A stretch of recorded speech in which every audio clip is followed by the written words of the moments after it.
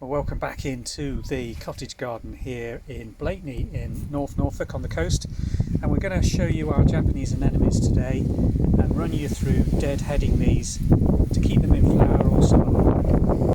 We've got a variety of different Japanese anemones growing here at Blakeney. Some semi-doubles like this one with the beautiful dark pink outer petals and that beautiful crown of yellow sepals in the middle. Really nice tall growing plant, this growing very happily here just on the north face of the cottage. Usually gets a little dry here and these struggle for moisture, but this year with the rain we've been having, they're flowering at around 3.5–4 feet. So I'm going to hand you now over to Kate, who's going to talk you through deadheading these to keep them flowering and extending the flowering period right the way through into September and October. Okay, if you have a look at the Japanese anemones, you can see this one is just about to finish flowering. You see this bit is in the centre is what's left when they finish flowering. Okay, so we're just going to take these off. So take them right down to the junction.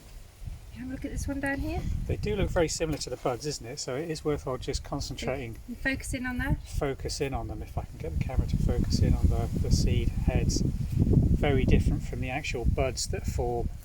Different colour, different form. Yeah, generally the bud shows the colour that the flower will be, so in this case it's pink.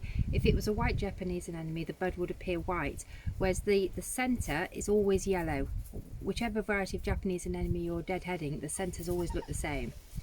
So I'm just going to take these off. You take them right down there, and what effect that will have is it will stimulate the plant to produce further flowering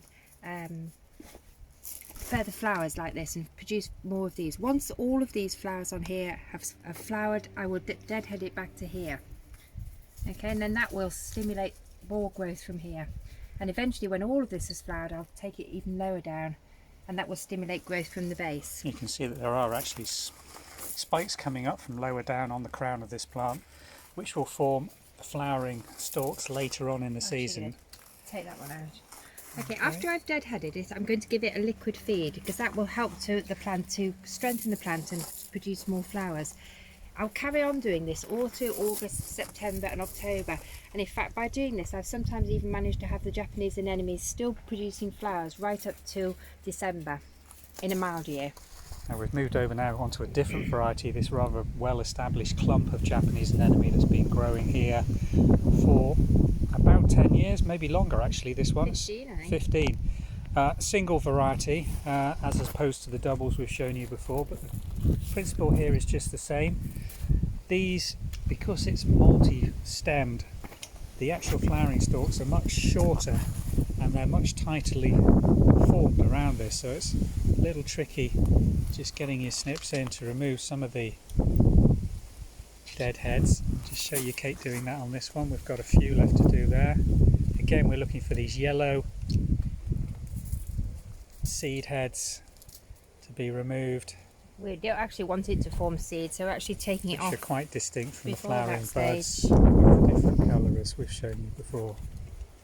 The reason we're not letting Japanese anemone seed for reproduction in the cottage garden is that these spread so vigorously once you've got them established by root runners. And if I just show you down by the base of this plant, all these little plants coming up, emerging from the soil and roots. You can see there's dozens and dozens of them in all different stages of reproduction.